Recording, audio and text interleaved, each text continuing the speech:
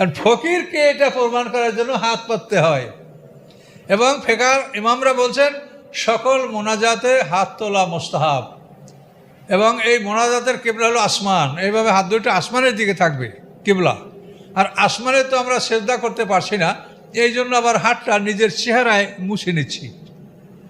এটা হলো মোনাজাতের আদব, যে আমরা আল্লাহর কাছে এভাবে হাত তুলে প্রার্থনা করব এবং তারপরে আবার চেহারায় হাত মুছবো। যেহেতু এই মোনাজাতের কিবলা হলো আসমান, তা আমরা সেখানে তো আসমানে আমরা সেজদা করতে পারছি, এই জন্য আমাদের হাতটা চেহারায় আমরা মুছে নিই। এভাবে আমরা মোনাজাত করি। তো এটা নিয়ে কি সমস্যা যে এই মোনাজাতটা করলে হাত তুলে মানুষ সব দোজখে যাবে, এটা কোন কেতাবে আছে?